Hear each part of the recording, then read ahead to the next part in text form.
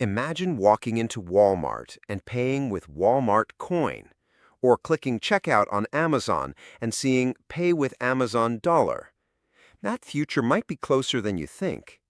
Two of America's biggest retailers are quietly exploring something that could revolutionize how we shop online and in stores.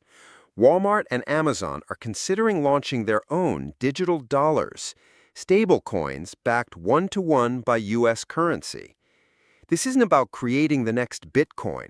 It's about these retail giants potentially cutting out the middleman and keeping billions of dollars that currently flow to banks and credit card companies. Here's what's happening. Every time you swipe your card at checkout, retailers pay around 3% in processing fees. That might not sound like much on your $20 purchase, but when you're processing hundreds of billions in transactions like these companies do, those fees add up fast.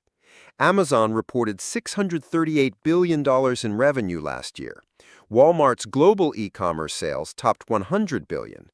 Do the math on 3% of those numbers, and you'll understand why they're looking for alternatives. The timing isn't coincidental. Congress is pushing forward with the Genius Act, which would create the first comprehensive rules for stablecoins in the United States. The Senate vote is scheduled for June 17th. This legislation would establish clear guidelines for companies wanting to issue their own dollar-backed digital currencies, including reserve requirements and oversight mechanisms. Think about it from their perspective.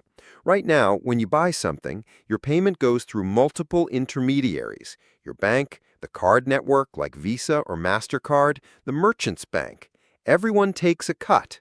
The money doesn't actually settle for days. With a stablecoin system, these retailers could process payments instantly and directly, keeping those billions in fees for themselves. This isn't just theoretical anymore. Federal Reserve Governor Christopher Waller mentioned that private companies are already starting to incorporate stablecoin acceptance into their point-of-sale technology. The infrastructure is being built as we speak.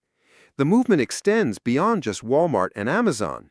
Shopify announced they're rolling out USDC payments to all users by the end of the year through partnerships with Coinbase and Stripe.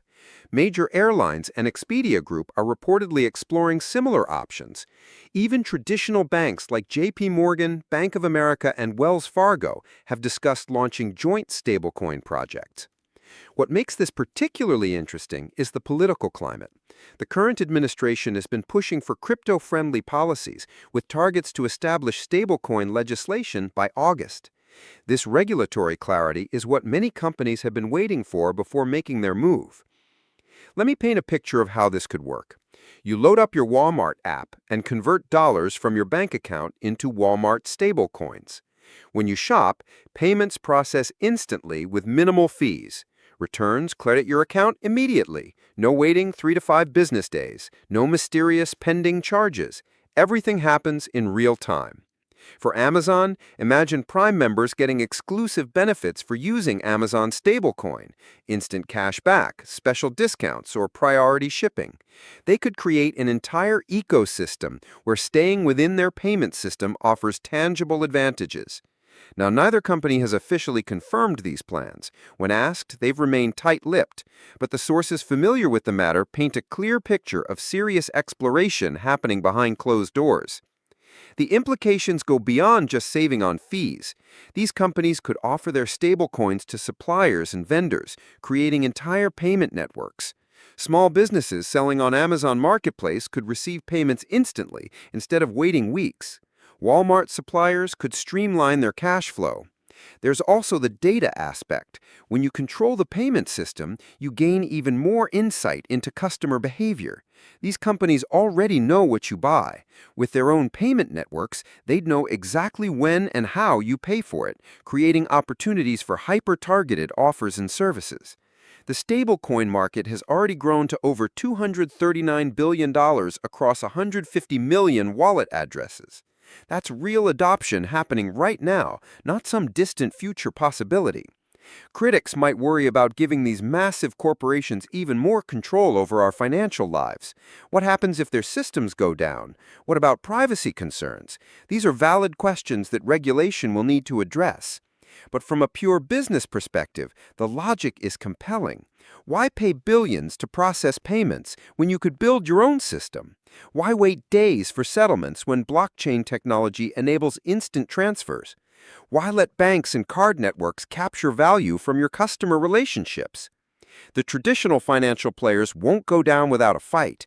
Visa, MasterCard, and major banks have built enormously profitable businesses on payment processing. They'll likely respond with their own innovations or partnerships to remain relevant.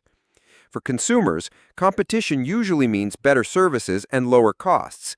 If retailers can process payments more efficiently, some of those savings could flow to shoppers through lower prices or rewards programs. The key word there is could.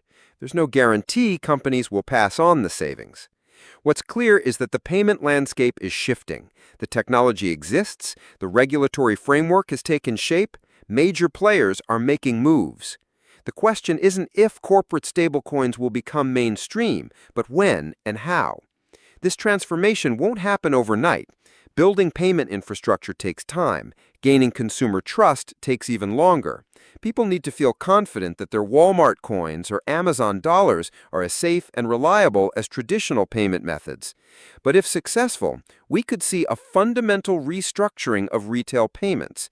Instead of a few card networks dominating the space, we might have dozens of corporate stablecoins competing for your digital wallet. What do you think? Would you trust Walmart or Amazon with your digital dollars?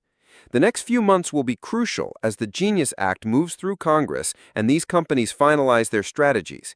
Keep an eye on this space because what happens next could change how every single purchase you make gets processed. Like and subscribe if you enjoyed the video.